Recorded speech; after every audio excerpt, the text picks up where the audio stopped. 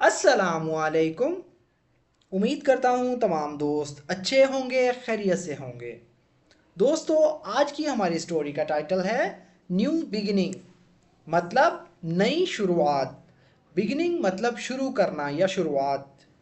और हमारी स्टोरी का जो मोरल है कि कभी कभार एक गैर मुतवक्के इख्तिताम जो होता है एक नए और बेहतर आगाज़ की शुरुआत होता है। तो हमें ख़तरात से नहीं डरना चाहिए, हर किस्म की तब्दीली को जो है अपना लेना चाहिए। सो फ्रेंड्स, अगर आपने हमारे इस चैनल को अभी तक सब्सक्राइब नहीं किया तो अभी चैनल को सब्सक्राइब कर लें और साथ में लगे बेल आइकन को ज़रूर प्रेस कर लें ताकि हमारी आने वाली इस तरह की न्यू वीडियो का नोटिफिकेशन सबसे पहले आप तक पहुंच सके। Ali had always been afraid of change. Ali यानी अली, हैड ऑलवेज बीन मतलब हमेशा से था या हमेशा से रहा था। अफ्रेड का मतलब होता है डरना या डरता था। ऑफ चेंज यानी तब्दीली से। Ali had always been afraid of change. Ali हमेशा तब्दीली से डरता था। He spent years working in the same small shop, doing the same tasks every day. He spent मतलब उसने गुजारे, years यानी सालों या कई साल, working काम करते हुए, in the same small shop यानी उसी एक ही छोटी सी दुकान में, in the same मतलब एक ही या एक जैसी, small shop यानी छोटी दुकान में, doing यानी करता था। डूइंग मतलब करना या करता था, पास्ट टेंस की बात हो रही है। डूइंग द सेम टास्क मतलब वो एक ही काम करता था। सेम टास्क मतलब वही काम। एवरी डे मतलब रोजाना या हर रोज। He spent years working in the same small shop. उसने कई साल एक ही छोटी दुकान में काम करते हुए गुजारे। Doing the same task every day, हर रोज वही काम करता था। One morning the shop owner decided to close the business. One morning यानी एक सुबह। शॉप ओनर यानी दुकान का मालिक, ऑनर कहते हैं मालिक को। शॉप ओनर यानी दुकान के मालिक ने डिसाइडेड फैसला किया, टू क्लोज बंद करने का, बिजनेस यानी कारोबार। One morning the shop owner decided to close the business. एक सुबह दुकान के मालिक ने कारोबार बंद करने का फैसला किया। Ali was devastated. अली यानी अली, वॉज डेवस्टेटेड मतलब परेशान हो गया या परेशान था। दोस्तों, डेवस्टेटेड का मतलब होता है तबाह कुन या तबाह बर्बाद। अली वॉज डेवस्टेटेड यानी अली परेशान हो गया। He had no idea what to do next. He had no idea मतलब उसे मालूम नहीं था, उसे अंदाज़ा नहीं था, आइडिया नहीं था। व्हाट टू डू क्या करना है, नेक्स्ट मतलब आगे। He had no idea what to do next, उसे नहीं मालूम था कि अब क्या करना है या आगे क्या करना है।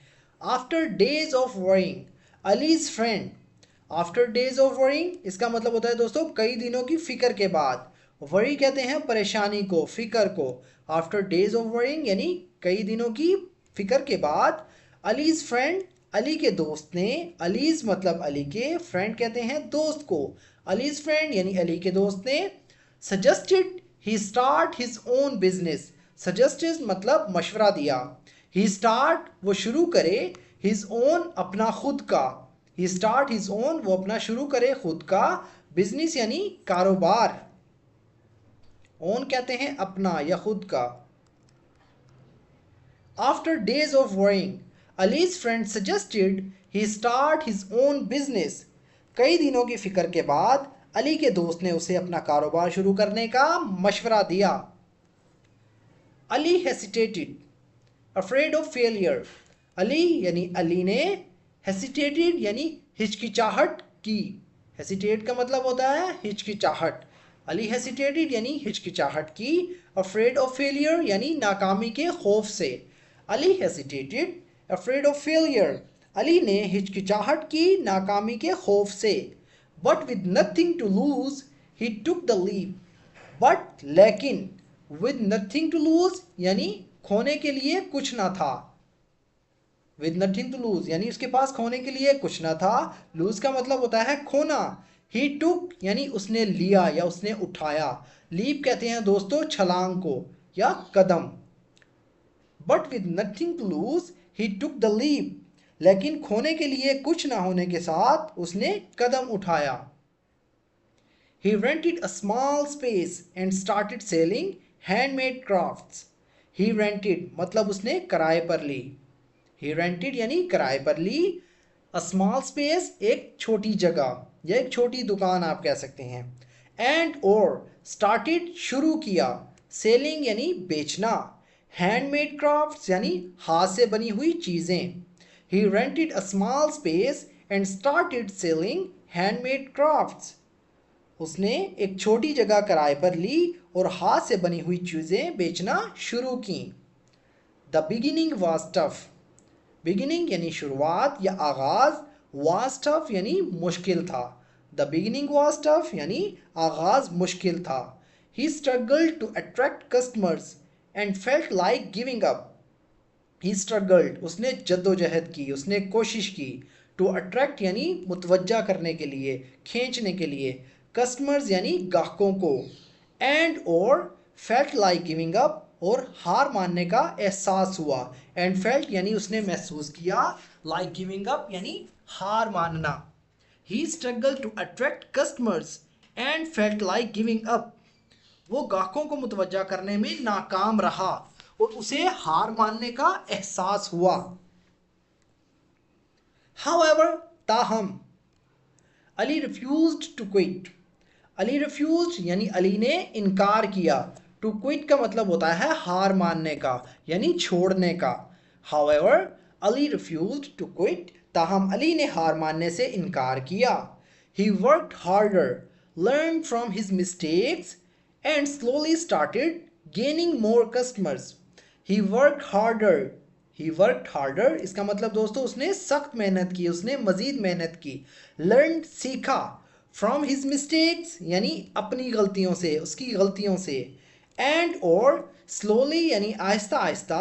Started gaining मतलब हासिल करने लगा. Gain मतलब हासिल करना. Started gaining यानी हासिल करने लगा. More customers यानी ज़्यादा ग्राहक.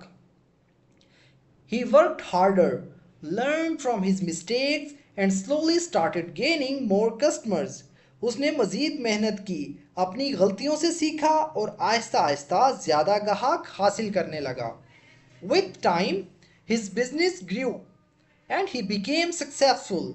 With time यानी वक्त के साथ या वक्त के साथ साथ. His business यानी उसका कारोबार. grew का मतलब दोस्तों बढ़ा या बढ़ने लगा. ग्रो मतलब तरक्की करना या बढ़ना. ग्रू मतलब बढ़ा. एंड और ही बिकेम वो बन गया या वो हो गया. सक्सेसफुल कामयाब. With time his business grew and he became successful. वक्त के साथ उसका कारोबार बढ़ने लगा और वो कामयाब हो गया. Ali realized that losing his old job was actually the push he needed to create a better future for himself. Ali realized यानी अली ने महसूस किया. दैट के losing his job, losing मतलब खोना. his old job अपनी पुरानी नौकरी या उसकी पुरानी नौकरी. was actually the push इसका मतलब है दोस्तों दरअसल वो एक धक्का था. was actually यानी दरअसल था. push यानी धक्के को कहते हैं या धक्का. he needed जिसकी उसे ज़रूरत थी. to create बनाने के लिए. a better एक बेहतर. फ्यूचर यानी मुस्तकबिल. फॉर हिमसेल्फ अपने लिए या खुद के लिए.